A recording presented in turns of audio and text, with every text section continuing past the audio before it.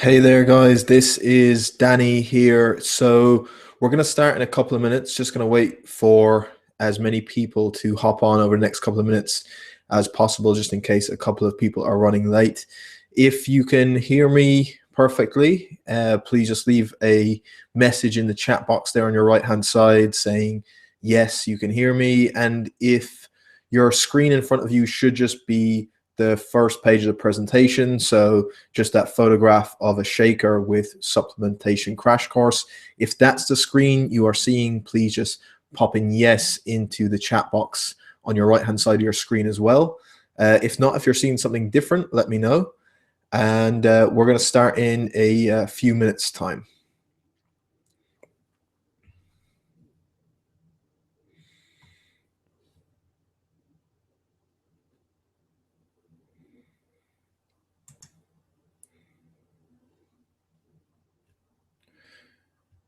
Great. Thank you so much for popping through. Super. Just want to make sure that's clear. Excellent. And everyone is seeing that first page of this slide. Excellent. So just before we start, because there's still people joining the call here, guys. So for anyone just calling now, please just pop in that you can see everything. First off, thank you so much for everyone that's decided to take some time out of their evening to come and do this. And like I said, I want you guys to go away with as much value from this workshop as possible. So I do have the questions that people sent in via Facebook and emails. There's quite a number of them, so I will try and get through as many as I can, either addressing them in the presentation or at the Q&A at the end. And then if there's any more that pop up throughout, please put them in your chat box. And with that, that's probably pretty much it. There are some of the questions that were very similar, and so in that case, I've just kind of batched a few of them together. So if your specific question didn't come up, one of the reasons is probably that it was very similar to someone else's, so I'll address it in the same question. So great. So everyone's popping through. Great. Everyone can hear me. Thank you so much, guys, for popping on. So literally we'll give it 20 seconds just because there is more people joining the call, I can see as we come in. So at any point throughout the workshop, make sure you can throw in some questions or some comments. That'd be great as well. And we'll just get started. So at any point, if something goes weird with the noise or the sound isn't right or the screen isn't showing up for you, just make sure to let me know as well and we can fix that. Right, so let's jump into things here. So the first thing that I think is important is looking at the place that supplements actually have in the hierarchy of nutrition and diet and health overall, because I think one of the reasons why I wanted to address performance supplementation is it's such a common question, and we spend so much of our mental effort and time worrying about what supplements can give us the extra edge. And a lot of the time we forget about the things that really make the biggest difference. So on this slide here, you'll see that I've put together the pyramid that Eric Helms talks about. So he has his nutritional hierarchy of basically 5 steps that are in order of importance in terms of body composition and performance. So as you'll see, at the base of the pyramid is always going to be calories and energy balance. And the whole idea here is that unless you get the bottom foundation in place, then the 4 steps above that really don't make much of a difference. So for example, if your goal is to change your body composition a certain amount, or even if it's just for performance, you could be having the perfect amount of protein, you could have a really nutrient dense diet, you could be timing your post-workout nutrition perfectly, have a big long list of supplements. But if your calorie intake is incorrect, then you're not going to be getting the result you want. The same goes as we step up along that ladder. If your macros aren't right, but you're still spending time looking at timing and supplementation, then you're still never going to get the results you want. So the only reason I bring this up is while we're going to dig deep into how much a role supplementation can play, and certainly for some people that can be a pretty significant impact, especially the more advanced we get with things, please bear in mind that there's really no place for you to be looking at performance supplementation if you're not going to address the things below this on the hierarchy. So we'll revisit this at the end. Let's dive into supplementation. I think the best place to start is the one that has the most common questions behind it, and it's usually protein. Before we get into protein supplements specifically, I think it's probably worth talking a bit about protein overall. Now, there's so much that we could talk about in terms of daily protein intakes, the best way to distribute it throughout the day, nutrient timing, all that kind of cool stuff, which I might address in a future webinar. But to keep it really basic so we can get into the supplementation, what I'm going to do is just look at some of the real key points when it comes to overall protein intake. So this isn't just from supplementation, this is just our total daily protein intake. Now, if we look at most of the research out there that looks at people who are actually doing some training, so whether that's an athlete or someone that's lifting weights X amount of times per week, we see this kind of daily intake crop up of somewhere between 1.4 all the way up to some studies showing 2.7 grams of protein for every kilogram of your body weight. So to get that number, you just take either say 1.4 and you multiply it by your weight in kilograms to give you a daily intake. Now for the general trainee or someone that's just doing maybe 3 to 4 sessions per week, then if you're at that range of like 1.4, 1.5 grams per kilogram of body weight for your protein intake, you're probably good to go. Getting up towards 2.7 for a lot of people is probably going to be too high. Not that it's going to cause any problems, it's just probably not necessary. So for people who are competing in certain sports or doing a lot of training, I tend to see this sweet spot of 2 grams of protein for every kilogram of body weight. Now, I just picked this because it's a really easy one to remember. It's bang in the middle of where most recommendations come out, and it's certainly not going to be too low of a protein intake. That's actually a pretty decent amount for anyone to be getting in. Plus, it's easy. You just go, whether it's for yourself or maybe you have clients, the easiest thing to remember is just take your body weight in kilograms, multiply it by 2, and you have your daily protein intake. So for a 75 kilo guy, that's 150 grams per day. Now, the reason I bring this up is if you look at the bottom example I talk about, if we have a guy who's like, say, 90 kilos and he's lifting fairly regularly throughout the week, for him, that 2 grams per kilogram of body weight is going to translate to about 180 grams of protein per day. Now, if he was just trying to get that from whole foods, say just from eggs and chicken and steak, that is a whole ton of protein to try and eat just from those foods. It's a pretty tough amount of food to try and get through in order to hit that 180, especially for people who don't really have all that much of an appetite anyway. So it's not to say that supplements are 100% necessary or that they have any added benefit over consuming your protein from other animal food sources. It's just that supplements allow you to hit those higher intakes more easily, more conveniently, and with less hassle. So that's the place that they're playing. It's not that they have any magical power over the protein you'll get in a piece of steak. It's just that they're convenient. It allows you to hit that more easily. And then we can talk a bit about they're probably faster acting as well, which we'll get to. So I suppose the most common question around protein supplements is around getting them after a workout. So this typical thing of finishing a resistance training workout, a strength training workout, or a sports training session and needing to go and get a protein shake or some sort of supplement afterwards to make sure you can maximize either the amount of muscle you get or the amount of muscle repair that goes on and you recover properly, etc.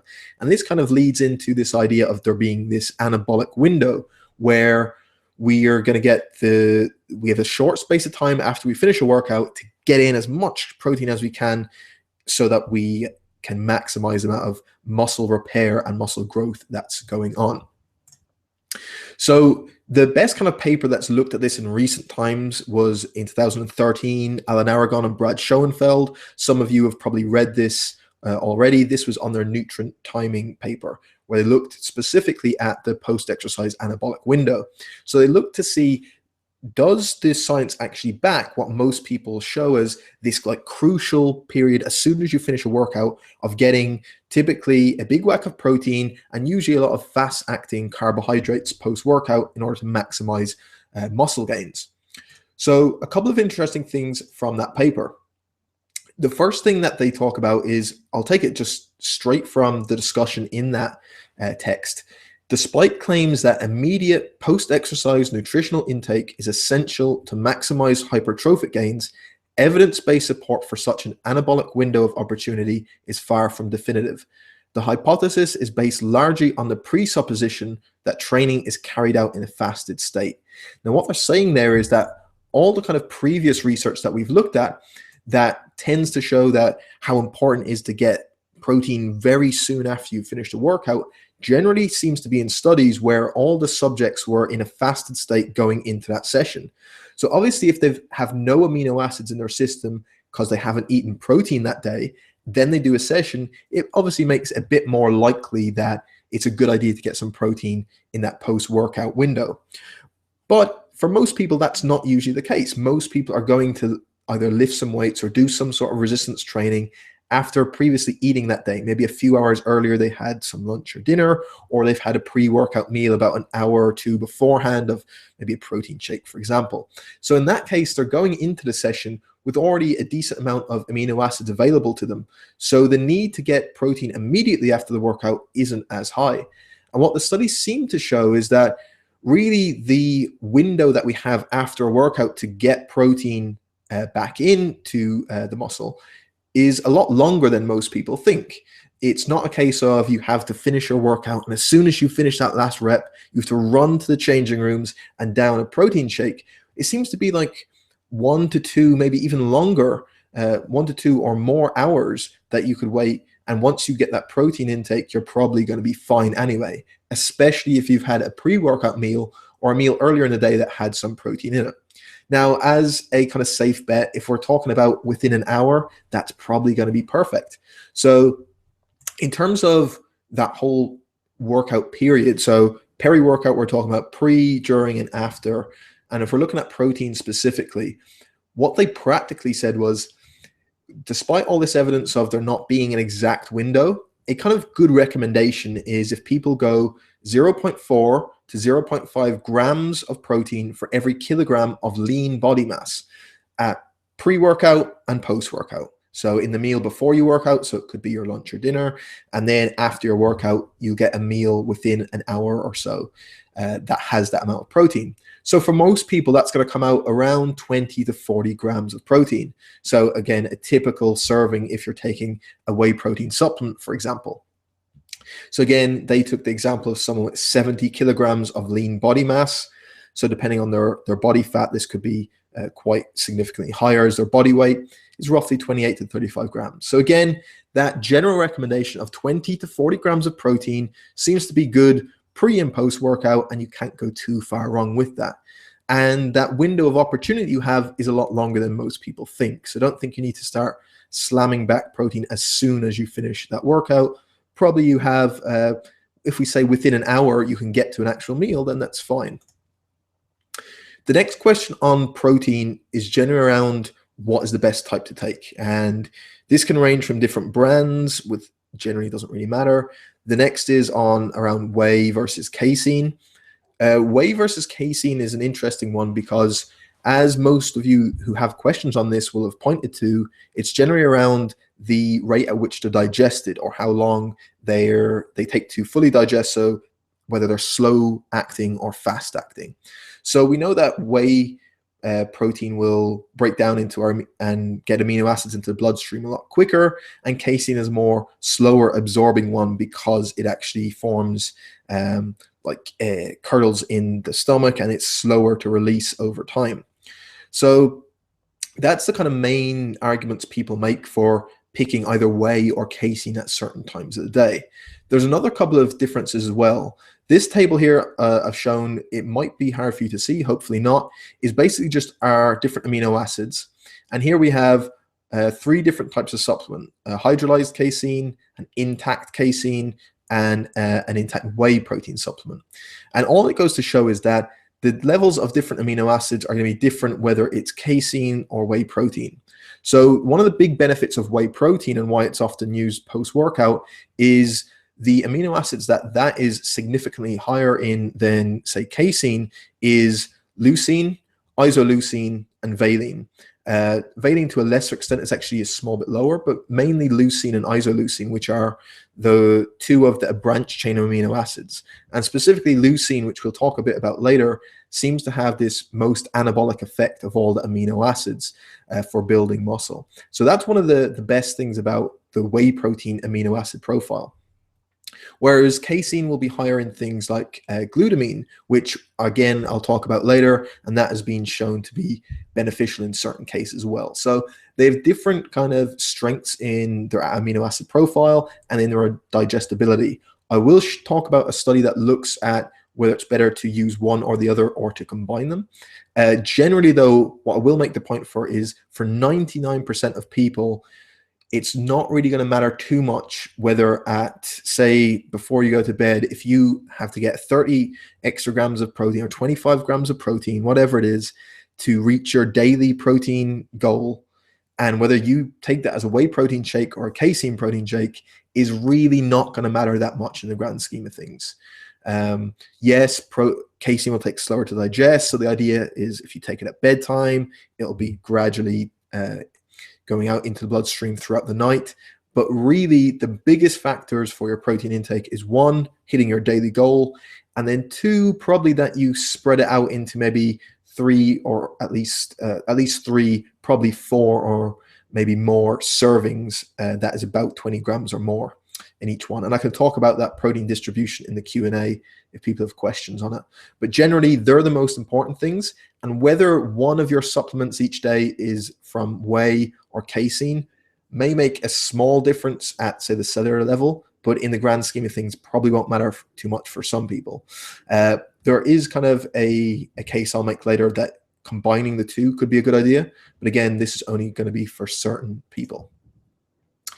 To round off on the basics of protein supplements before we get into more of the kind of fun stuff, I'll just mention this because this was one of the questions that comes up quite often actually around protein supplementation, specifically in relation to women. So does it have the same effect as it does in men? Is there anything women need to be aware of? And then I suppose the biggest thing that's out there, and it's kind of this fear that maybe either you or maybe a lot of your clients will definitely have if they're maybe new to strength training, for example. They get this same thing that if they lift weights, they're going to become big and bulky all of a sudden. And we obviously know that's nonsense. And at the same time, we get this same issue come up with taking protein shakes. If I'm training and now I start lifting weights, but now I start taking a protein supplement, as a woman, am I going to start going from this into this, right? And it's really, really ridiculous. It's the only way that you are going to end up looking like this is if you start injecting yourself with tons of testosterone and anabolic steroids and eating a shit ton of food. It's not going to be from strength training and taking a protein shake. So please, can we finish that kind of myth off once and for all? Lifting weights and having a high protein intake is not going to make women big and bulky. And again, that's going to come down to if you want to load yourself with anabolic steroids and testosterone, that'll be the way to go. So moving on from protein, the kind of next subclass that people will have in with that is around amino acid supplementation itself. So basically, for those of you who don't know too much around amino acids, very briefly, we have two main classes of amino acids. We have the non-essential amino acids and the essential. So we need all 20 of these amino acids in our body for various different tasks and play a role in different pathways. The non-essential doesn't mean that we don't need them. The non-essential term just means that all of these amino acids, we can make ourselves in our body from other compounds. So we don't actually need to get them from the diet because we can make them from other compounds.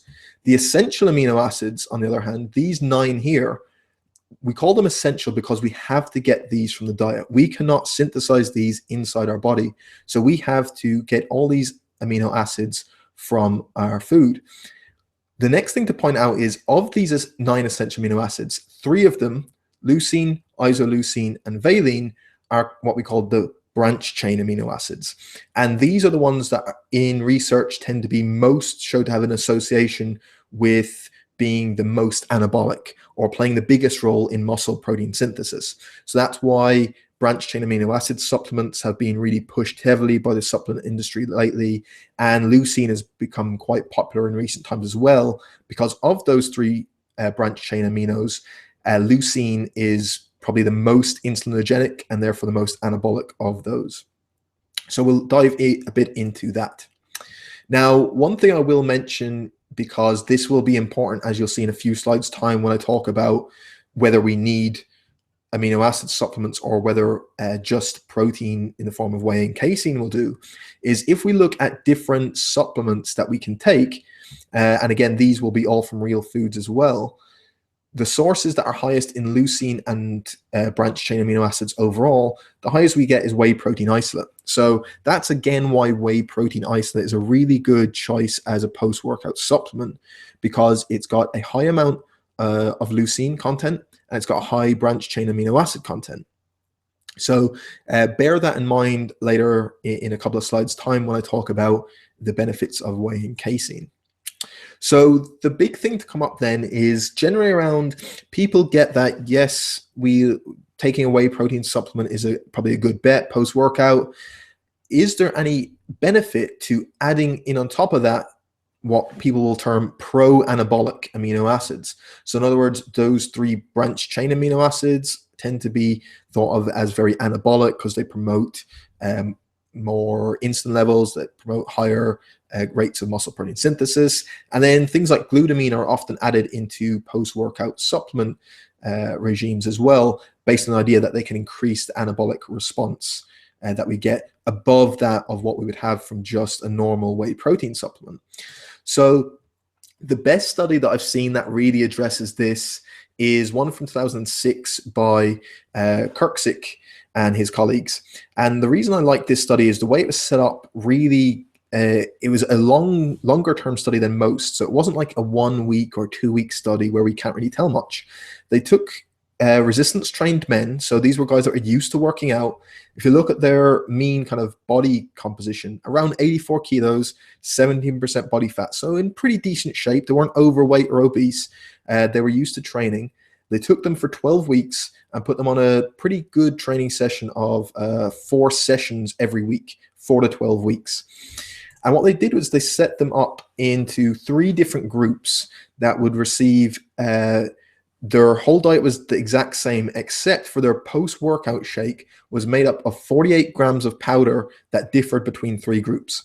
So the first group got 48 grams of a carbohydrate powder. So this was the placebo group. They had 0 grams of protein in their post-workout shake. It was just pure carbohydrate powder. The next group got 48 grams of protein, but this was a split of 40 grams of whey protein and 8 grams of casein protein. And then the final group was again 48 grams of protein in post-workout, but 40 grams again was from whey protein. But instead of the 8 grams of casein, they got 3 grams of branched chain amino acids and 5 grams of L-glutamine. So kind of 2 of those main supplements that the supplement industry tells us are going to be so anabolic and that we should be throwing in post-workout.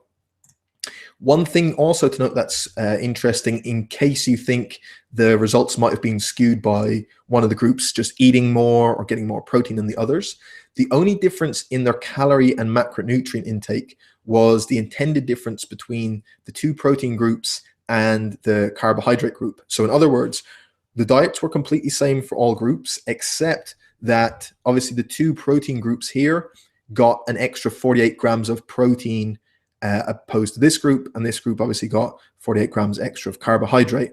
So that means these 2 groups that got the protein, one that got the casein and the others got the amino acids, their macros and calories were pretty much exact same when we standardize it for the group.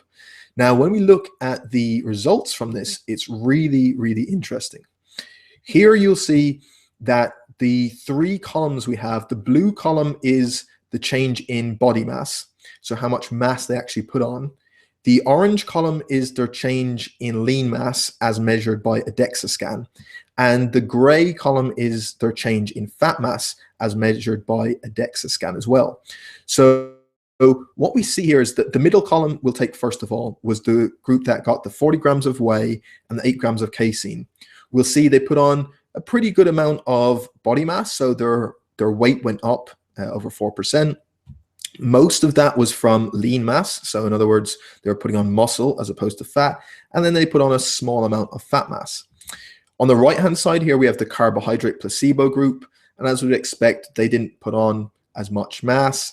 They definitely didn't put on virtually no lean mass compared to this group, and then fat mass rose slightly as well.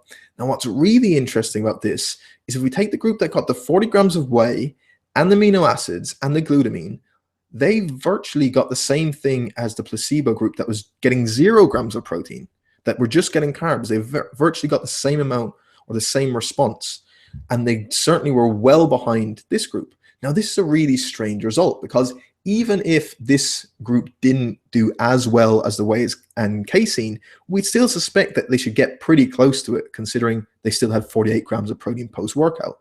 So from the study, we can't tell exactly why that happened. One reason might be from a previous study that was done by this group, Dangan and his colleagues. And again, this has to be taken with a pinch of salt, I will say, because it was done on 6 men. So it was kind of a very small study. But what they showed was they took whey supplements, they took a casein supplement, and then they took a supplement that was in free-form amino acids. So essentially they took all the amino acids you'd find in a casein supplement, but supplemented them in their free form of amino acids as opposed to as an intact casein supplement. And what they found was that this strangely induced a negative leucine balance when they were in the isolated form, as opposed to the positive balance we get with other whey protein supplements. So this was really strange. This made them not only have a neutral effect, but it actually changed the amount of protein the groups retained. They were retaining less protein when it was in this free form. So again, a very small study. We don't know why this is exactly happening, but it shows that there was a negative to just getting those free-form amino acids as opposed to an intact whey and casein. Now, the biggest thing to take from this is if whey and casein works the best, and again, they're going to be a lot cheaper than getting really expensive branched-chain amino acid supplements, then if you're getting a whey supplement or a blend of whey and casein before you work out and after you work out, or even probably at one of them, I would guess, you're probably not going to need anything else on top of that. And I think a lot of the time we try and overkill it, especially if we've gone through and spent a lot of money on supplements. We try and defend those decisions, but it seems to be that it's not going to be all that much beneficial. And certainly for most people, there is no real benefit of consuming extra amino acids on top of their post-workout protein. There are sometimes I would suggest leucine, for example, can be beneficial, but that might be for guys who are like maybe doing a physique comp, bodybuilding comp, and we can talk about them in time. But for most people, really, once we have protein pre and post sorted out, there's no added benefit elsewhere. Now, I'm going to try and push through a bit quicker because I spent a bit more time going through that than I'd hoped. I'll just quickly check how questions are going. Great, people are leaving that in. Again, hopefully everyone can still hear me. I think we can. Great. So we've talked now about post-workout protein. So hopefully kind of we're a bit more clear on that. We're getting a decent dose of it. We probably have about an hour as a general recommendation to get that in. The next thing that I mentioned around was, do we need post-workout carbohydrates specifically for building muscle? So we have this, this kind of came out from the idea that if we look at muscle protein synthesis, to get the maximum amount of muscle protein synthesis, insulin has to elevate. So from baseline insulin levels, when insulin goes up, we get an increase in muscle protein synthesis. So then there's this idea that, well, one way to increase insulin is to get really highly glycemic or highly insulinogenic carbohydrates, fast-acting carbs, and get a big whack of them post-workout and shoot insulin up as high as possible to get this maximal anabolic response. And that's the kind of general idea. But when we look at what actually happens physiologically, This is kind of a graph that I try and show people to clear this up. This was from a study 2002 from the Journal of Applied Physiology, and it's a simple graph. On the x-axis here we have plasma insulin concentration. So as we go from left to right, that just means insulin is going up. And on the y-axis we have protein synthesis. So from the bottom to the top is just increasing protein synthesis. Now in this gray box, as you can see, the starting point of this graph is when insulin is low and therefore muscle protein synthesis is low. And as insulin increases, we get an increase in muscle protein synthesis. So again, exactly as we suspected, we increase insulin and protein synthesis goes up. But once we come out of that kind of area, if you look around this point here where we get outside of that gray box, we reach a point where protein synthesis kind of hits a ceiling. This is the maximal amount of muscle protein synthesis we can get at that time. So it just flatlines. It can't get any higher. It's reached its maximal point. Now look where we reach that maximal point of muscle protein synthesis. Insulin at that point is still relatively low considering this scale here. And increasing insulin further, so the more we go to the right-hand side, as we push insulin up and up and up, muscle protein synthesis doesn't get any higher. It's reached its maximum amount. So putting any more insulin or driving insulin even higher than that isn't going to have any additional anabolic effect. So yes, we do need an elevation of insulin to get muscle protein synthesis to its maximum amount, but we don't need, or there's not a linear relationship. So in other words, if you keep driving insulin higher and higher, you don't keep driving protein synthesis higher and higher. It reaches a ceiling, and then increasing insulin any further than that doesn't really matter. Now, why does this count? Well, first of all, we have people like throwing in like 100 grams or more of really fast-acting carbohydrates, thinking they need to spike insulin as high as possible post-workout to build muscle mass. Now, we've seen that that's not the case here. And so that means, well, how high do we need to get insulin, and how do we do that? Well, one way to elevate insulin is, of course, adding carbohydrates. But what else induces an increase in insulin? Protein. And when we go back to that recommendation we just talked about in the last few slides of around 30 to 40 grams of protein, especially if it's something like whey protein, which is fast digesting, it has a decent leucine content, and leucine will drive insulin up. That 30 to 40 grams of, say, whey protein is enough to reach enough insulin increase to get to maximal muscle protein synthesis. So in that case, to get the maximal rate of protein synthesis, we don't actually need any carbohydrates post-workout. Now, one thing I want to be clear on is that is specifically to do with protein synthesis and building muscle in the long term. Does that mean I'm saying do not have carbohydrates post-workout? No. There's a couple of scenarios where you definitely want to get carbohydrates post-workout, and they can be very beneficial. What I'm saying is, if you are just talking about building new muscle, 30 to 40 grams after that workout is enough to get the maximum amount of protein synthesis at that time.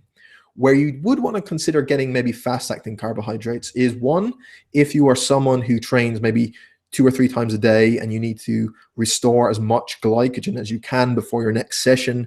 That could be in like 5 or 6 hours time. So that's a place where you want to load as much fast-acting carbohydrates in post-workout so you can get as much glycogen repletion before your second session of the day.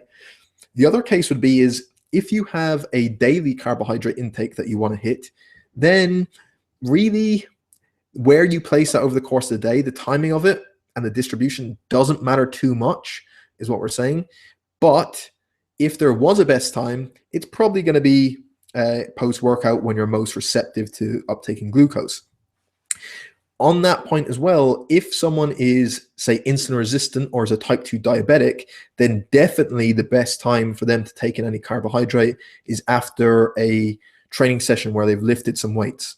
So if you're lifting heavy weights and doing resistance training, what happens is we get these GLUT4 transporters, which are transporters that take glucose into muscle cells.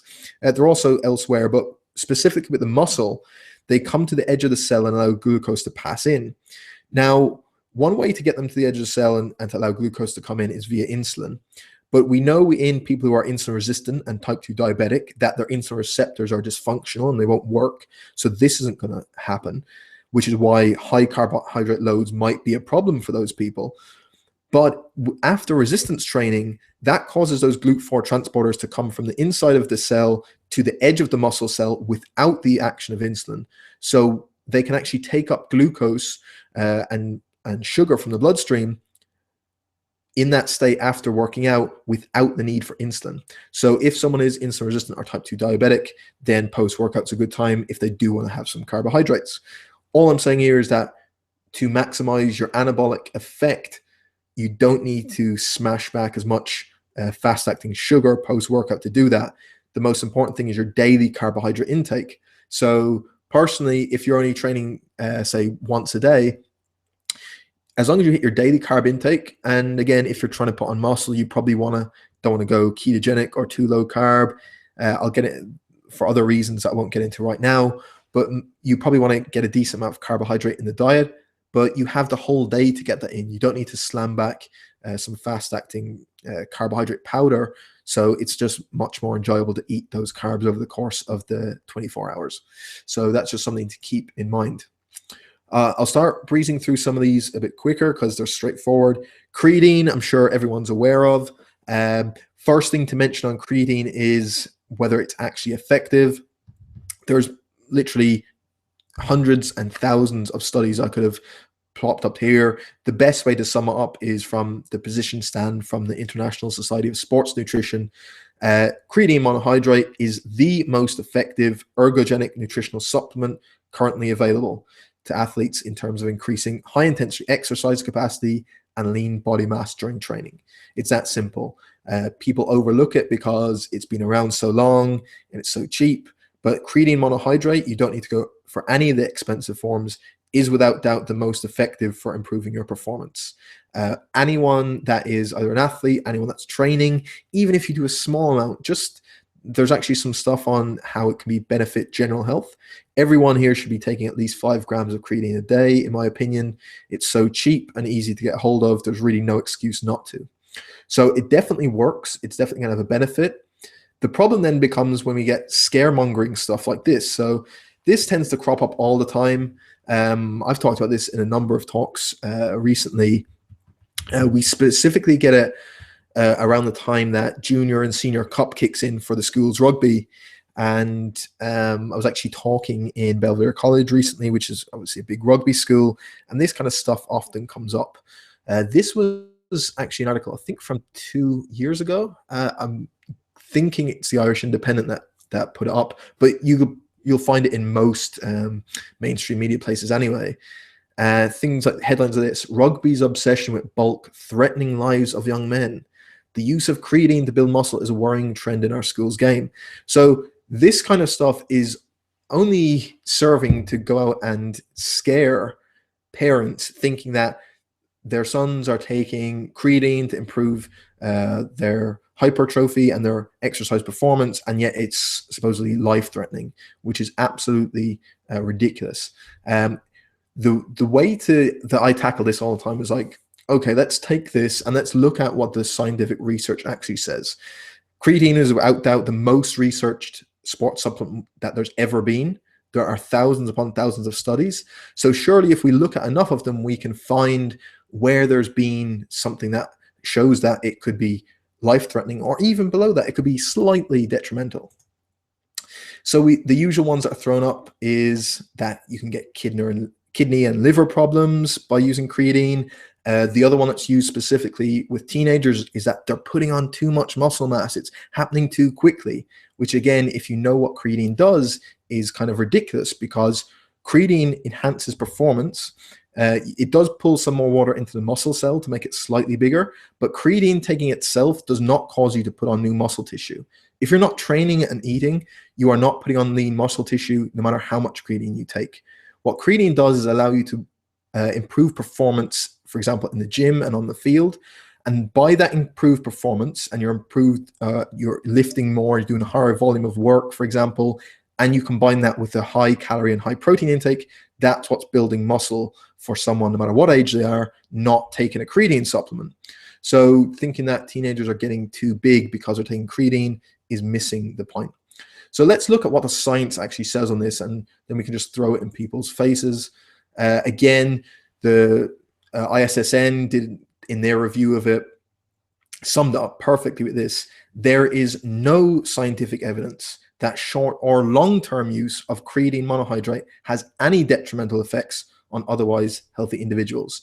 And the great thing now is, because creatine has been researched for so long, we now do have long-term studies, and yet we still haven't found these supposed kidney issues and liver issues and people's frames getting too big and all this kind of crazy stuff.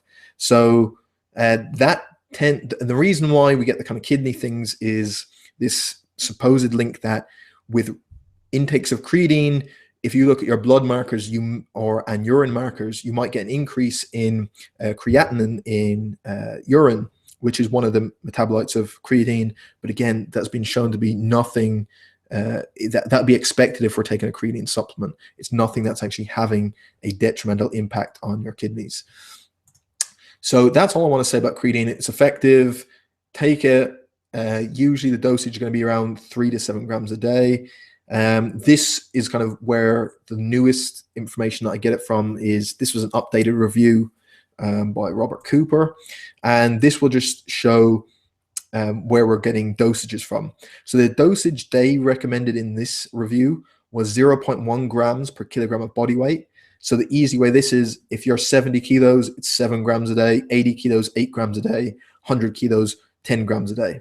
Now, that might even be at the really upper level. That might be even too much. For most people, 5 grams is enough.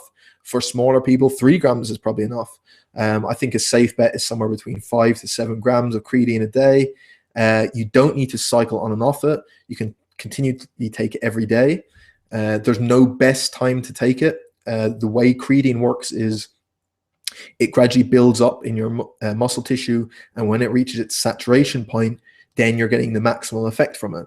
So you don't need to take it before a workout or after a workout or at a specific time. It's just once you're taking it every day, the levels will build up, you get muscle saturation, and you're good to go.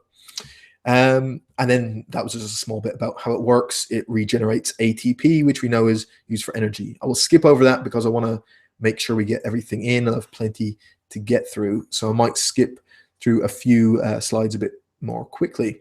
The next kind of performance enhancing supplement that you would have heard of is caffeine. Caffeine, again, very similar to creatine in that it's been well researched. It shows a lot of benefit for certain sports, which I'll talk about in a second. Here, I'll just mention that there's studies that compare it in its use via coffee, via, and say, a supplement in a tablet form or a powdered form. One thing I would be aware of is there's been some kind of reports recently in different sectors around caffeine powder has been shown to be having detrimental effects on certain people. And I think there was 2 cases of people dying from side effects from using it in the States recently. But again, I haven't looked into, or there wasn't explained exactly what went on. I would guess that it's just down to the ability to get such a high dose if you're using a powder. For example, if you're only using 200 milligrams in a supplement, and that's in a tablet form, or if you have a big bag of powder, you could easily get that in gram amounts if you're using a spoon to dish out, for example. So possibly someone just went crazy on the dosage. So if you're going supplement route, maybe look at tablets. They're kind of easier to regulate the dosage. Things to be aware of with caffeine. In terms of dosage, the research in the vast majority of studies seems to show that the ergogenic benefit comes from around 3 to 6 milligrams per kilogram. So again, if you're like 70 kilos, you're looking at somewhere between 200 and 400 milligrams of caffeine pre-workout. Other thing in research shows that supplements tend to give a more beneficial impact than coffee generally. Again, the mechanism, I wasn't able to determine why. Again, I'll have to look more at the metabolism of caffeine to get into that. But generally, we see that performance was improved when they compared supplementation to coffee, perhaps due to the amount of it that was available or that was absorbed. In terms of performance in different types of activities, endurance sports, intermittent and field sports, so like soccer, rugby, boxing, and then time trial things like a time trial cycling event, all showed beneficial performance outcomes using caffeine. The one where there's kind of a bit of debate of whether it actually works would be more in like strength and power type stuff. So 100-meter sprint, Olympic lifting, it's possibly too short of a time period to get the benefits of what caffeine actually increases, because caffeine is going to increase work capacity. So for those sports that are just really explosive, just working on the creatine phosphate system, maybe caffeine might not have all that much of a benefit. And the final thing I'll point out is, for those of you that do in quite glycolytically demanding sports that are training a couple of times a day, and you do want to focus on getting glycogen stores back up as quickly as possible, there's kind of some cool research coming out of the UK where they combined carbohydrates and caffeine in the post-workout supplement, and that glycogen resynthesis rates jumped up as opposed to just using carbohydrate alone. So that's kind of interesting and worth keeping in mind. But in general, I think caffeine is well proven to work. Again, the dosage is going to depend on the individual, how you metabolize caffeine, how used you are to it, etc., etc. A couple of things to keep in mind: for people who do the bulk of their training in the evening or at night, I don't really think it's a good idea to start loading yourself with a pre-workout that contains caffeine, because any benefit you'd get from that during your workout is probably going to be mitigated by the detriment you get to your sleep that night. So I would tend to keep caffeine intake to workouts that are earlier in the day or early afternoon. Just personally, I think that's a good rule of thumb, because most people underestimate how important sleep is for improving performance over the long term, as opposed to just the workouts. One thing I'll mention on caffeine, I think someone asked me around a washout period for people competing. In other words, if you're getting used to caffeine, should you come off it for a while to then, when you go back on it, it's going to give you a benefit? If you are competing in an event, there is research that shows that you want to take at least a week off before that, say, big competition, where you abstain from caffeine altogether, so that on, say, race day or the day of the competition, when you do take the caffeine, you get that bigger response to as if you were a non-user. So it seems to be at least a week. For some people, it might be slightly longer. One thing I would say is, so that you don't get an immediate drop in training performance, I would slightly reduce the dose over maybe 3 to 4 to 5 days, gradually until you reach zero, maybe between 7 to 10 days before your event. Don't have any caffeine, and then on the day of the event, you can supplement with it to get the benefit from it. So hopefully it answers the washout question. Really quickly on beta-alanine. Again, this one has tons of research behind it. It definitely works. One of the best reviews that I come across was by Craig Sales Group in the UK. He's one of the kind of best sports nutrition and physiology lecturers around at the moment. He's done a ton of cool research, and his group did a full meta-analysis on beta-alanine supplementation. So what we can take from that is really the best summary of where we are. So that study took a meta-analysis of 15 different randomized control trials. And what they found in it was that the median improvement in people's performance was 2.85% compared with the placebo. Now, on the face of it, that might seem like a very small improvement. But if we think about who would be typically using a beta-alanine supplement, we're probably looking at people who are at a decent level of competition or an elite athlete.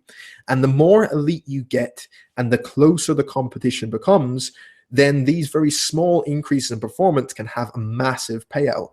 So, for example, one thing that they highlighted was, based on these studies, if we were to extrapolate them out to an actual race, we're seeing that the main benefit for beta-alanine is in events that are maybe around like 4 minutes or in and around that time point. So not the really short stuff, mainly around things that are about a 4-minute race. So if we look at Olympic events, that'd be like the 1500 meters.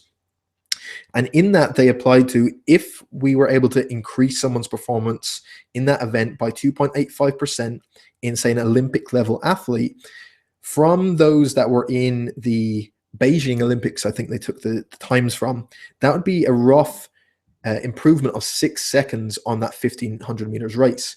Now, again, for a 4-minute race, you might think, is that a big deal? That improvement would have seen the person who came last in the final of the Beijing Olympics for the 1500 meters jump from last up to the bronze medal position based on that 2.85 increasing performance. So again, once we get to the really elite levels of athletic performance, these small increases have a big payoff. Now, for most people just trying to do a bit better in their training and they're lifting a few times a week, is this going to have a massive payoff? Probably not. Nothing that you would actually notice, right? Most of your time and energy is probably spent looking at the basics of decent food intake and sleep, etc. Now, if you are going to go down the route of beta-alanine, we see that in events lasting between 1 and 4 minutes, work capacity was improved. The same with events that are longer than 4 minutes. So again, more endurance type stuff. But there was no benefit of the beta-alanine supplementation on things that were less than 60 seconds. So again, that kind of highly explosive, short-term creatine phosphate usage like sprints, Olympic lifting, powerlifting, etc. Don't really see those benefits of beta-alanine. It's more for the kind of that medium-term 4-minute, 1 to 4 minute kind of range. Now, the dosage that were used in most of the studies was ranged between 2.4 to 6.4 grams. I think on average it was coming out around 4 grams per day. Now, the thing with beta-alanine supplementation, again, it's not like caffeine in that it's a stimulant that you take before you work out. It works the same way as creatine in that you have to get it saturated in the muscle. So you won't notice any benefit from taking it one-off for a few days. You have to probably be taking maybe that like 4 grams of it a day for a couple of weeks until it reaches saturation point, and then the performance improvements will start to come in, or at least your work capacity. So by that difference in performance and work capacity, what I mean is in that study that they looked at, when they looked at performance itself, there wasn't really a significant difference in the group that was, or in the groups in that meta-analysis that were getting beta-alanine, but there was definitely a big increase in their work capacity.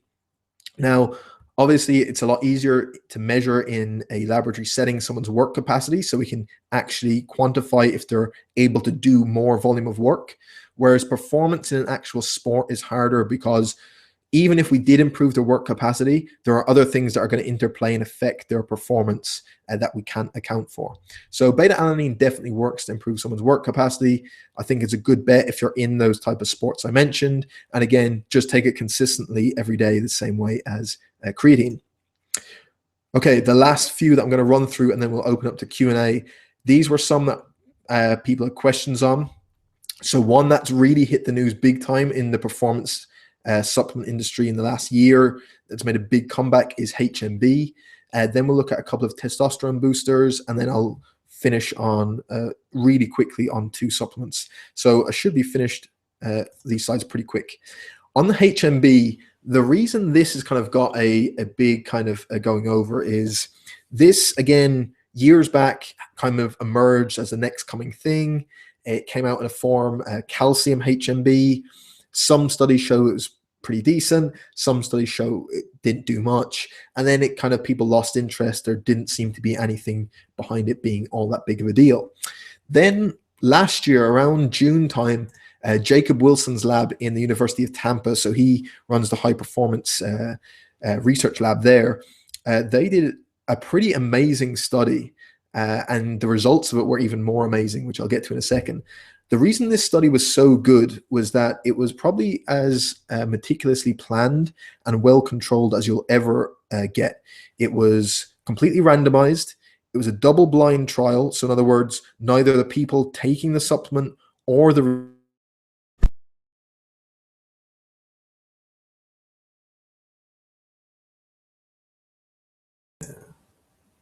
one second, guys, I'll just fix my mic.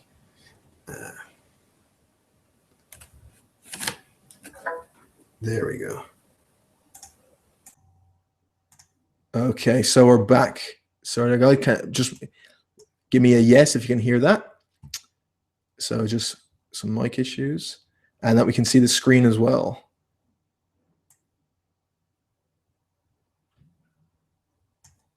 Cool. Okay, so everyone should be able to hear me. Perfect. If you can't, please let me know. Okay, we'll jump back into this. We'll be finished pretty soon, hopefully, guys. So, as I was saying, that Jacob Wilson trial, what they did was randomized. It was double blind, so neither the people doing the study or the researchers knew which group was getting which, and there was a placebo in it, which is obviously a big benefit. The other thing about it is a lot of other HMB studies had looked at populations who most of the people who are going to be buying this supplement didn't really care about. So generally, people who weren't used to doing much training, who weren't actively involved in resistance work. And so we can't really take their results. So what Jacob Wilson's group did is they took people who were advanced resistant trainees, had decent levels of strength, had been used to lifting weights, and they put them on a 12-week, really tough training program. And the reason why this is significant is that the big kind of reason why HMB is proposed to be as potentially as good a supplement as we think it might be is not generally just for normal training. It's when you push really, really hard. So when you're really driving yourself into the ground, that's when potentially HMB can have the best effect.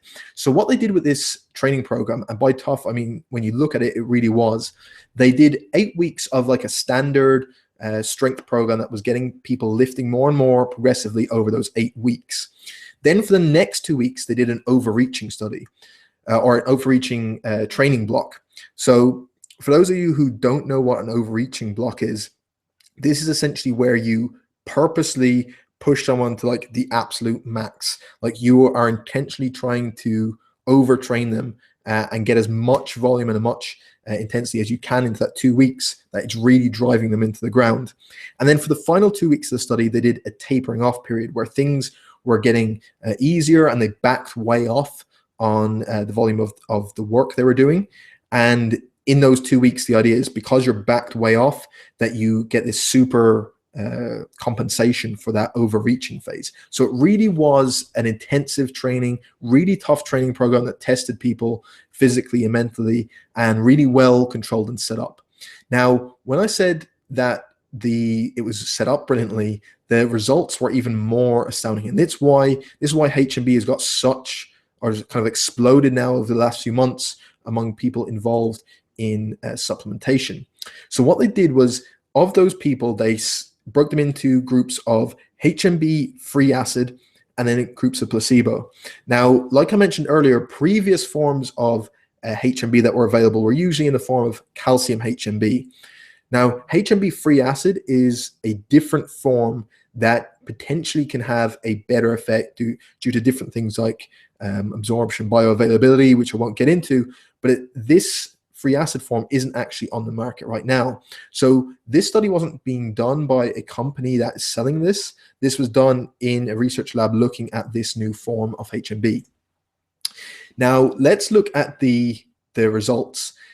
There was two kind of sets of results. One was on their strength and one was on their body composition, and both were equally amazing. Like, this is insane. And before we look at the actual numbers, think about what I mentioned earlier. These were guys who were used to resistance training, that these were advanced athletes already, that was in a 12-week block, so they weren't new to this. And let's look at the kind of differences we saw in strength and body composition. So here's group, these is week 0, week 4 in this column, week 8 and week 12. We look at total strength. So what total strength was essentially their total powerlifting total. So their squat, deadlift, and bench combined. Starting off at the very start, both groups had the exact same, a total of roughly around 425 kilograms of their raw total. Now, over the course of, we saw by the end of the 8 weeks, a massive jump here. But if we go to the end of the trial, by the end of week 12, the placebo group actually got some really good strength gains. You can see their total jumped from 426 up to 452. So about 25, 26 kilos they added on to their powerlifting total. So not too bad at all for a 12-week training program. Just shows how intensive it was. But look at this from the HMB free acid group. absolutely insane. They jumped from 426 to 503. So that's over 75 kilograms they put on top of their total strength. Just phenomenal strength increase in a 12-week period. I won't show the rest of them. I'll just show the squat as one example. You can look at the study yourself. It's freely available. You can check the deadlift and bench numbers as well. They also looked at vertical jump as well, which went up. But for the squat itself, again, they both started pretty much the same, around 143 kilos for their squat. The placebo group jumped up to 151, so they put about 7 or 8 kilos on their squat, which is, again, pretty decent jump for an advanced trainee. But the HMB free acid group jumped up from 143 to almost 180 kilos. So they went almost 37 kilos up on their squat in 12 weeks. Just phenomenal. And any of you that lift will know just how much of a jump that is in a 12-week block. So absolutely crazy. Then when we look at body composition, the results are just as impressive. Body weight here, roughly around 85 kilos for both groups. By the end, fairly similar, but the HMB group maybe put on an extra 2 kilos. But when we look at the body composition, it's kind of pretty insane as well. Lean body mass, so they're changing actual muscle. Groups started the same. By the end of the trial, the HMB free acid group had put on 7.5 kilograms of muscle mass in 12 weeks in advanced trainees.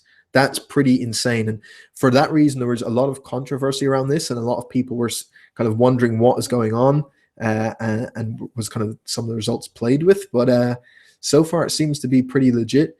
But that's kind of an insane amount of muscle to put on an advanced trainee in 12 weeks.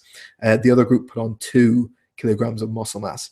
And then the other thing, the fat, at the same time, their fat mass went down.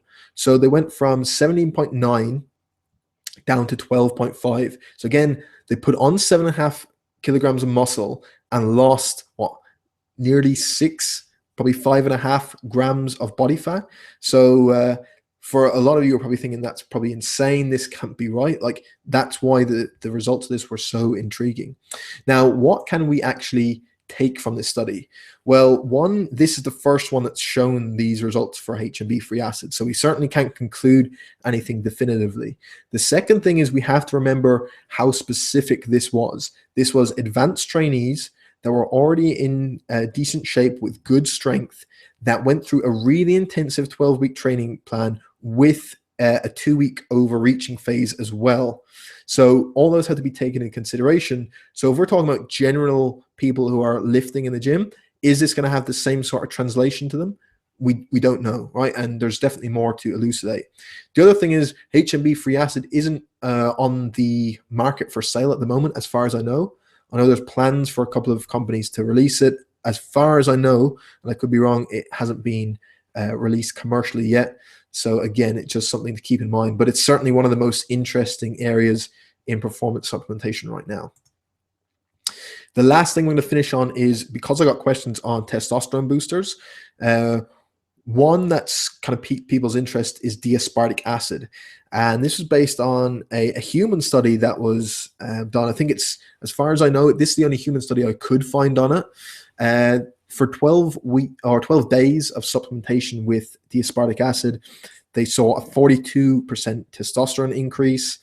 3 days after stopping supplementation, their testosterone was still elevated 22% above baseline. So people are thinking, wow, this is pretty great. Just take a supplement for a couple of weeks. I'm going to get a 42% increase in testosterone. Even after I come off it for a few days, my testosterone is still higher than it was before I started. So people kind of got really excited about this. But just to put some context on this, and this is what we tend to forget when we look at markers in, say, blood, for example. So here we're seeing testosterone go up. The big question we have to ask is, when testosterone goes up, what does that actually mean? What does that practically mean? What most people hope it means is that their strength goes up and their muscle mass goes up, right? So we don't know that, because that wasn't what was tested in this. We just know that testosterone went up. So we have to think, well, does that practically mean anything that you see this increase?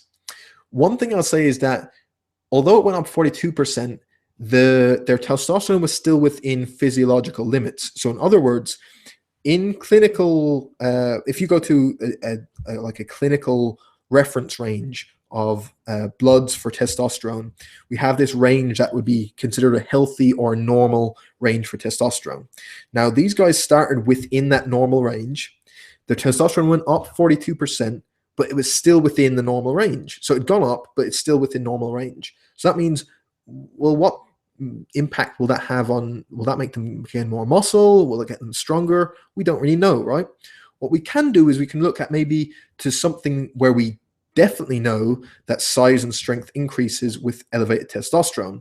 And that's when we actually give someone exogenous testosterone. So someone that starts injecting with testosterone, there was a study that looked at guys taking 600 milligrams per day of exogenous testosterone. And that obviously saw an increase in their muscle mass and their strength went up. But bear in mind what that actually did to their testosterone levels. It increased them 600% above baseline in order to get the added size and strength that they received. So if we know that these massive elevations in testosterone to super physiological levels, like 600% above baseline, give you more size and strength, does that mean you would still put on size and get stronger when you have a modest 42% increase? We don't really know. And I think one kind of great point that Alan Aragon, it was, pointed out at his UK conference back in October when I was there, he pointed out a study that looked at testosterone rates in guys who hadn't ejaculated for 7 days. And they saw that at the 7-day point, suddenly there was this shoot up in testosterone that elevated 47% above baseline. So simply the guys not ejaculating for 7 days saw a bigger increase than you saw in this D-aspartic acid supplement group. Now, that kind of shows, would that first scenario lead you to think someone's after getting bigger or getting stronger? Probably not. So just put some context for it. Last one, this is really quick. Tribulus terrestris is, again, that kind of a herb supplement that a lot of people think of as a testosterone booster. This one's straightforward.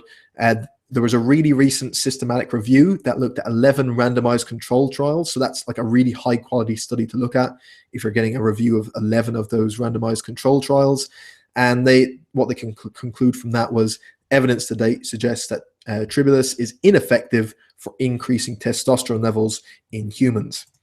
Similarly, if you were thinking that's just for the normal person and you're an athlete, the group Rogerson and colleagues, they took 22 Australian elite male rugby league players, so professional athletes, and in their 5-week preseason period, so obviously they were going to be doing a ton of resistance work in that preseason block, they gave 11 of them Tribulus, they gave the other 11 a placebo, and at the end of the 5 weeks, both groups obviously got stronger and increased their muscle mass because they were in preseason, but there was no difference between the two groups, whether they got the Tribulus or whether they got the placebo.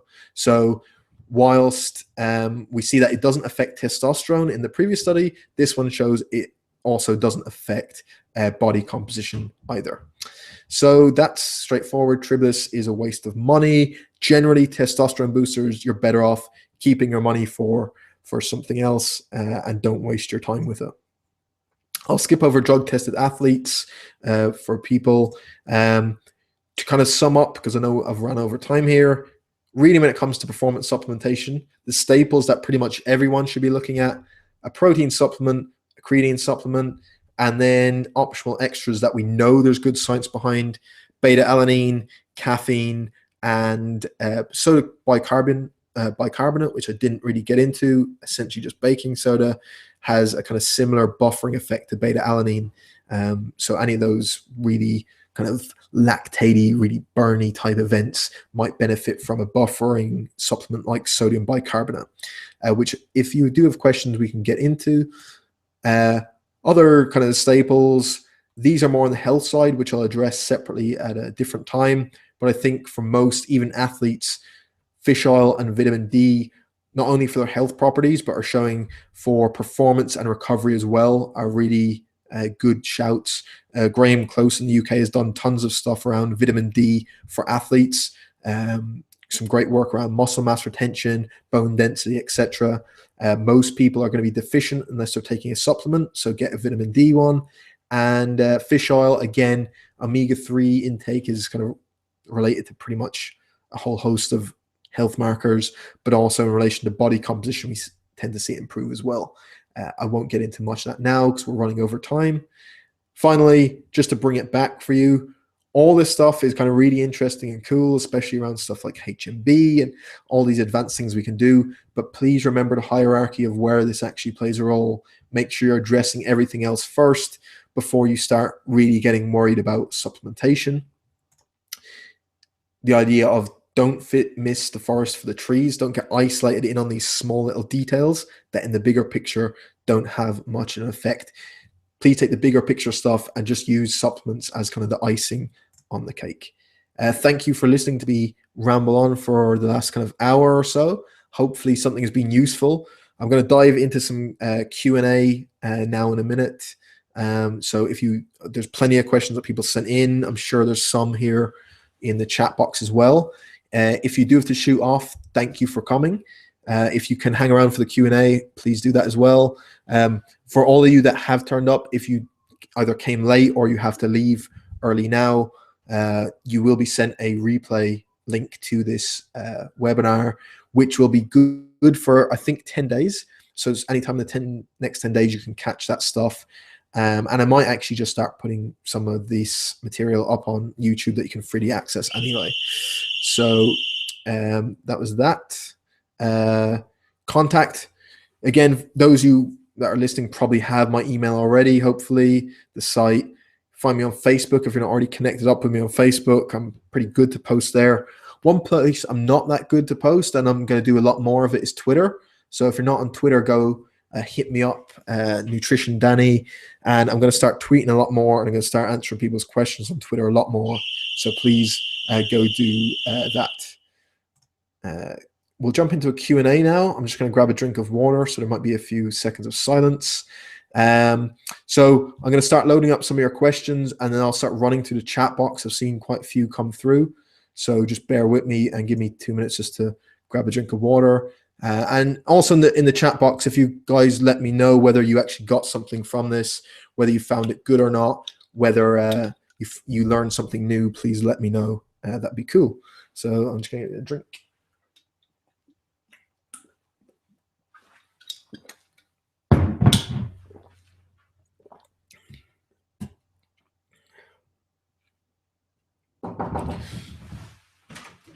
Sorry, sorry.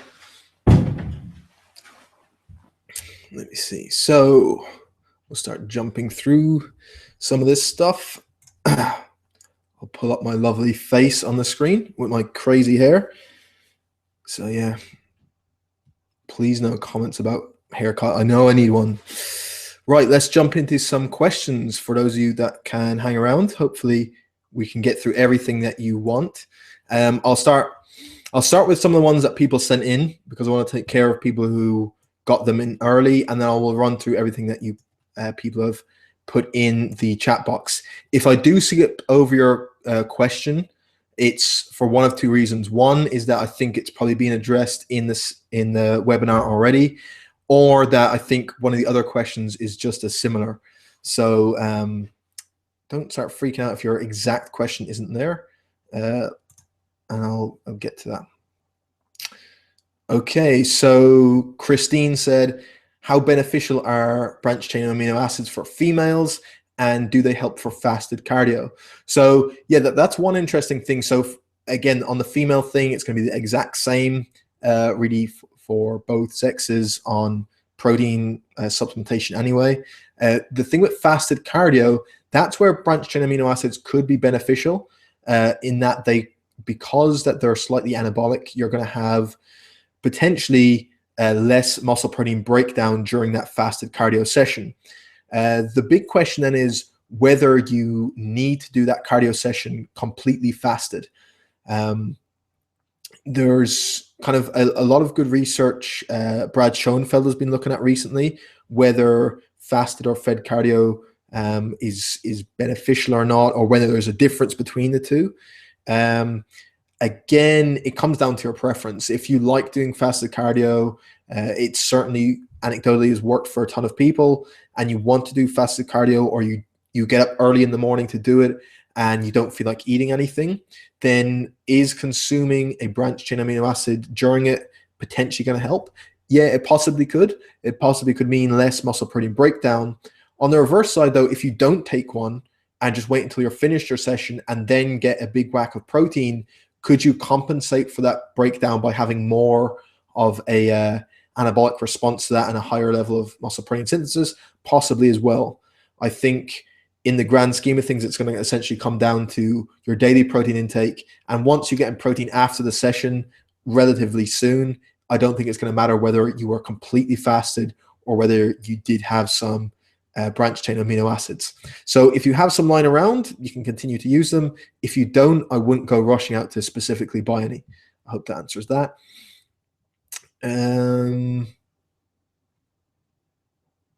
Let's see. Okay. I think I addressed this. This was Dan's question. Main question I have is in regards to female supplement requirements and how they differ from male protein supplement requirements. My friend's goal is to lose body fat, build a little upper body strength, but not to turn out like She-Hulk, which I advise them won't happen as they don't produce enough hormones. Great stuff, because that's what I just mentioned. Currently, my friends use protein shakes with 27 grams of protein per serving. That's enough, isn't it? Yes, pretty much. To answer your first question. Also, is creatine advisable, if at all, for females aiming to lose body fat and just tone up? Yes, creatine is perfectly good for improving performance in the gym and anyone that's trying to do any training, especially females. One thing is, like I said, because if you just start taking it, you will start drawing some more water into muscle cells. There might be a slight increase on the scale weight on that first few days that they start taking it, over that first week, or even if they've lost body fat that week, the scale weight might stay the same. Just make sure they don't freak out over that. Okay.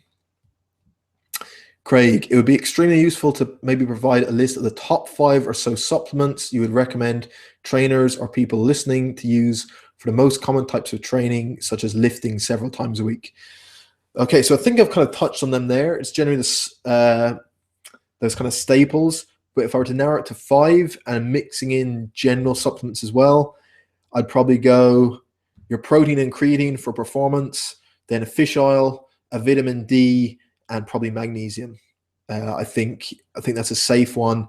All the rest is probably going to be dependent on each individual, but those 5, I think pretty much everyone could benefit from.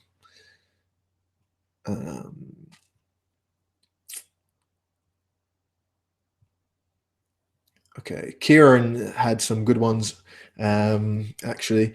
These questions are all in relation to combat sport athletes, Muay Thai, K1 kickboxing, provided a healthy diet is in place, combined with a good night's sleep.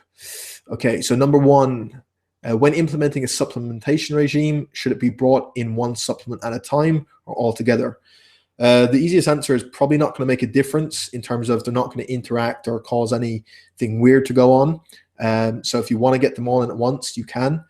The other side of it is, depending on what you're going to use, if you're not sure whether something's actually beneficial or not, if you do bring them in one at a time, then you can actually gauge whether you notice a difference with it or not. But other words, if you're sticking to the good stuff that I mentioned in this webinar, then it doesn't really matter. You can just take in them all at once if you want. If one is losing weight, would you get them to stay away from certain supplements, or is one you'd highly recommend? Not really. It's kind of pretty much the same. When you're talking about losing weight, I know you mentioned it was Muay Thai and kickboxing. So one thing to mention, if you're talking about making weight, so say in that the fight week, as you start cutting weight, the one consideration I'd make is to cut out creatine completely, because that will allow you to lose a bit more water weight as well. So take out creatine completely the week of the weigh-in, and then immediately after the weigh-in, between weigh-in time and your fight the next day, then just start getting a decent amount of creatine in. So maybe you take 3 or 4 shakes and each of them has like 10 grams of creatine in it, so that you build it back up, but just cut out the week of the weigh-in.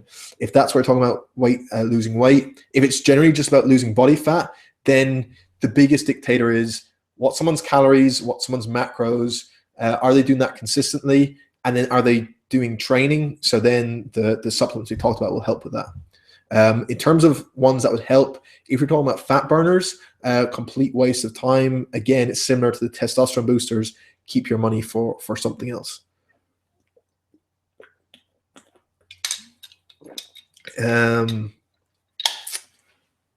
Let's see. I think Amy had some good questions. Let me try and pull up a couple of those. What are your views on pre-training supplements? Do you recommend any brands? Generally, for like a pre-workout, like I said, if it's late at night training, I don't really like highly stimulating stuff that has caffeine.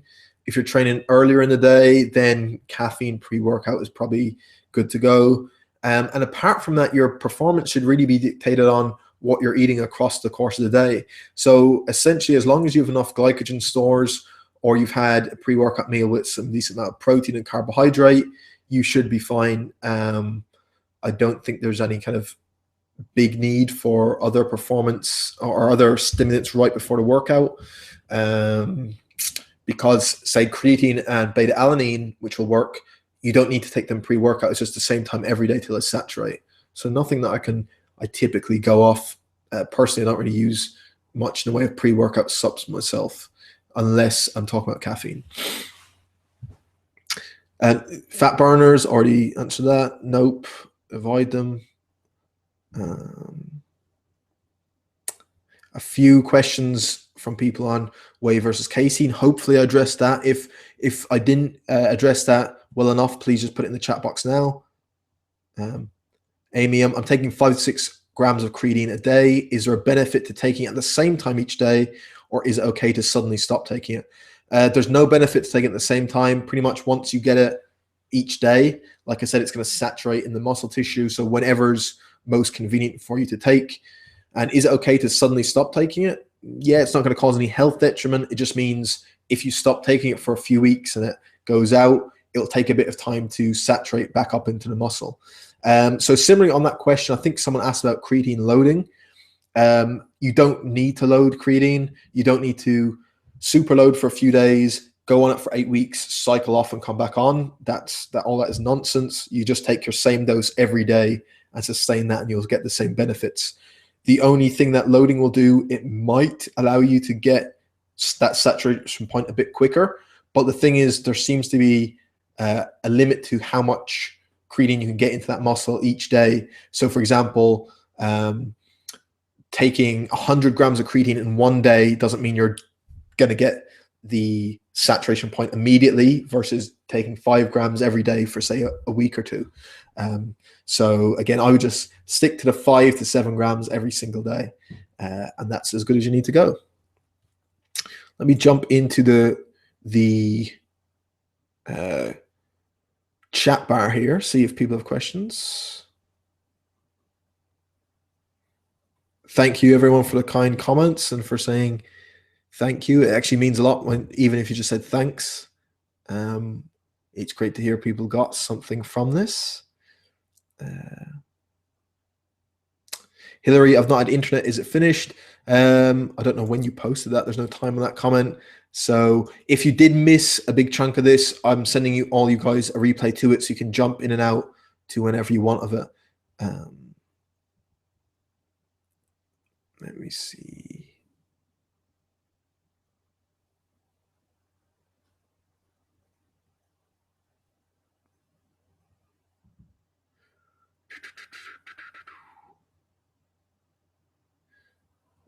Sorry, I just want to make sure that the questions I've already addressed.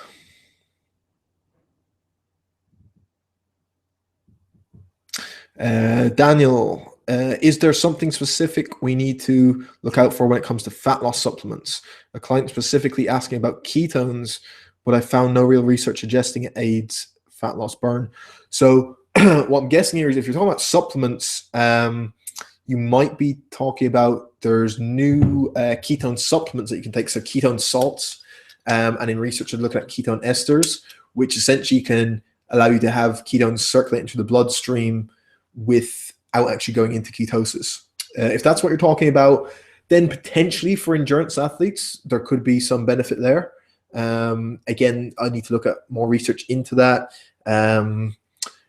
If you're talking about just does someone need to go into ketosis to lose body fat, no. It's going to come down to once someone's getting a good calorie intake, good protein intake, that they're in a calorie deficit, then they'll be losing body fat, and beyond that, you can't really do much in the way of like loading up with ketones to do anything.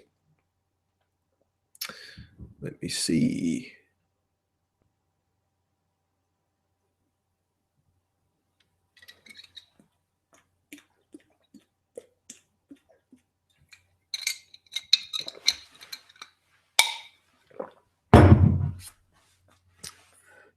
Okay, Bradley, slightly not on supplements, but still one that people might be interested in. Gaining muscle requires their body to be in a caloric surplus for a prolonged period of time. However, some diets which are cyclical in nature, i.e. lean gains, the Ultimate Diet 2.0, which I think is Lyle McDonald's one, right? Also claim to achieve that goal. Any thoughts? Yeah, so you're right. We do need a caloric surplus for muscle gain over a period of time. But the actual time frame for that is like there's no like set cutoff that you have to stay within that, because we know even over the course of one day, if you're in a caloric surplus for that day, you're still going to go through phases of when say muscle protein synthesis is up, and then when you're mainly in muscle protein breakdown. So that's going to be between your phase of feeding and say fasting. They'll go up and down. The same with fat release from a fat cell and fat burning. That will go up and down throughout the day, regardless of whether you're in a caloric surplus or a caloric deficit. What matters is over the total picture. So say if we take a 24-hour snapshot, which one outweighed the other, the net effect. So then if you take that at a longer time point, it could be like over a course of a week, which one was higher over the course of that prolonged period. So for most of those that you talk about, they're getting enough of the majority of the time in a caloric surplus or in a state where they're able to build muscle. Now, I recently wrote a post on the difference between linear diets, so hitting the exact same calories and macros every day, versus say a non-linear diet, so cycling calories up and down or cycling carbs, etc. And the whole point of that was there's potential mechanisms that show it could benefit. So for example, things like refeeds affecting leptin and thyroid, really interesting stuff. But in the main part, when you look at the vast majority of research, and even if you look at anecdotally what a lot of bodybuilders are doing, if they hit, say, their same macros day in, day out, do their training, hit them consistently, then they're going to get the results they want. Is there going to be any difference if they were cycling things every day? I don't know. I think if people are hitting the whole idea, I showed that you could set up a cyclical diet and a linear diet, and at the end of the week, the average calories and macros turns out the exact same. So if we're saying, would there be a difference? I don't know. There's no research to show that there would be. So I think it just comes down to what is going to work best for you. What is going to you find it easier to? If you like eating more on days you train and you don't mind eating less when you don't, then you can do that. If you're someone who wants to know exactly what you need to eat each day, you don't want the hassle of changing up and down. I just want, here's my numbers, I'm going to hit these every day, then a linear diet should be fine. So that addresses it. Let's go back to some supplement ones.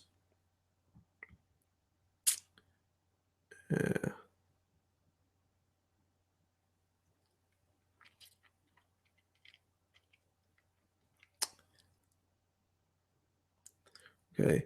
I've heard before, this is from John, I've heard before that you hit a point of diminishing returns on maximum benefit, the effect of protein synthesis, I think. from about 20 grams of a decent protein source when it comes to BCAA content, rendering branched chain amino acids supplementation rather pointless.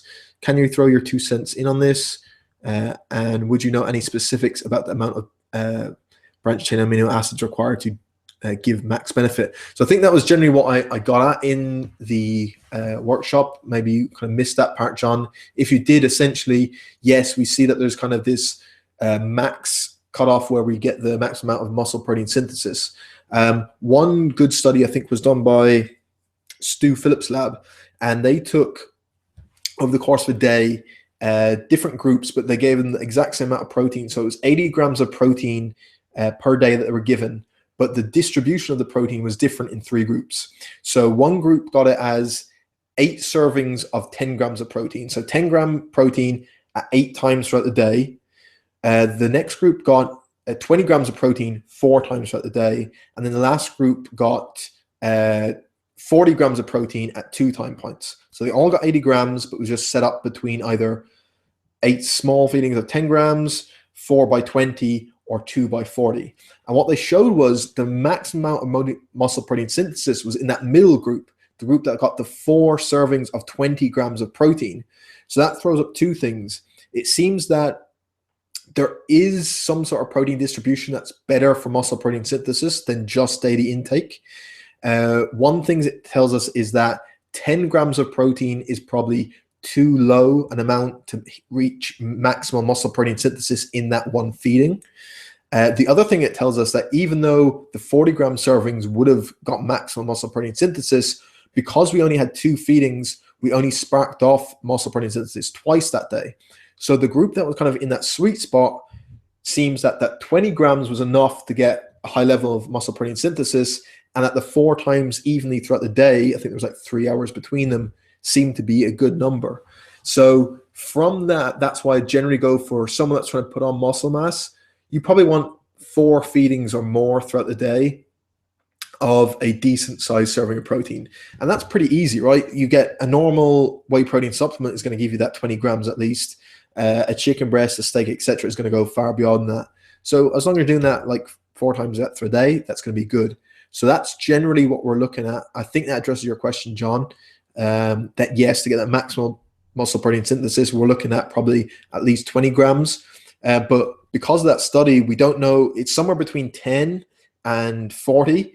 And it was just because they used 20 in the middle. Now, do we know whether 15 would have given the benefit? That wasn't studied. Or would we got a better impact from, say, 4 servings a day of 30 grams, right? So number 1 is protein intake overall. And then the second is you will probably want to split it up throughout the day as well. I hope that answers that. Should we include creatine in our daily protein amount for the day? No, creatine is not protein, so you don't include that. Creatine is just separate. You don't have to factor that into your macros at all.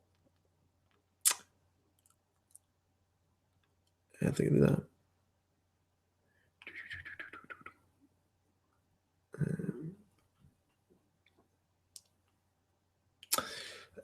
What would you advise a client who does not want to take supplements if they're struggling to have the required amount of protein from whole foods?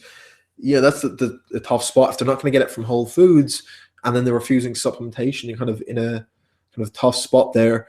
The biggest thing I would try and do is, if there's any way you can find something that's not going to seem like a massive meal, but that's going to be focused mainly on protein, that's obviously the best way to go. I mean, just try and put together some suggestions where most of our meals are based on high protein foods. So maybe if they're a bit wary of having a lot of meat and stuff, for whatever reason, that you start adding in a lot more kind of lentils and peas and stuff, and try and get some of the protein content from those to increase it a bit. That was those. Let's see if there's any new questions.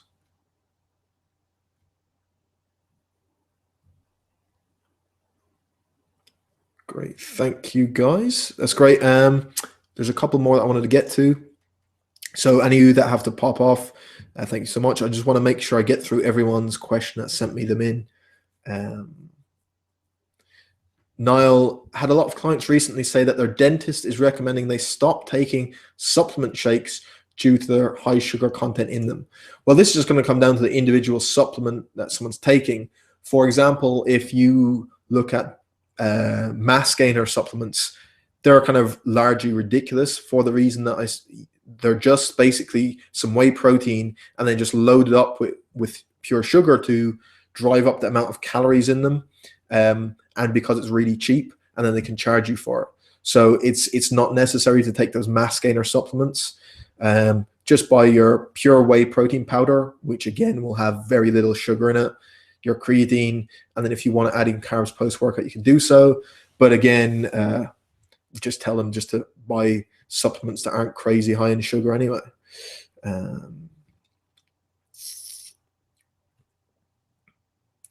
Let's see.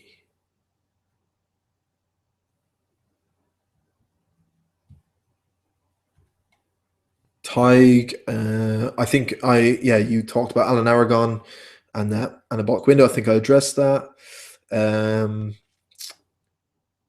More on whey versus casein. Hopefully that was addressed, guys. Brian, your one about caffeine washout. I think I got to that.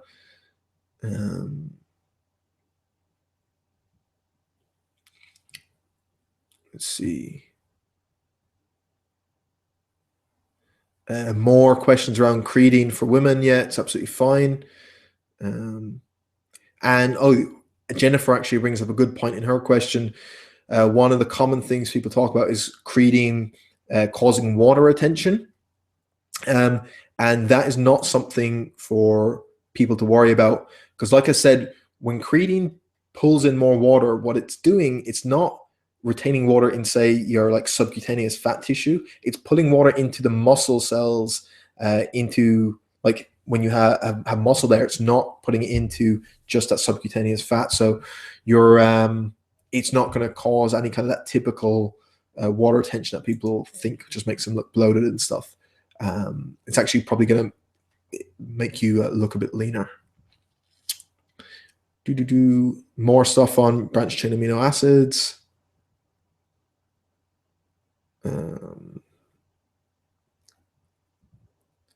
One around supplementation for rugby. I think I would just stick with the same ones that I mentioned already. Okay, so that I think most of the rest of them, the questions there can be either being addressed already or can be batched in what I already answered.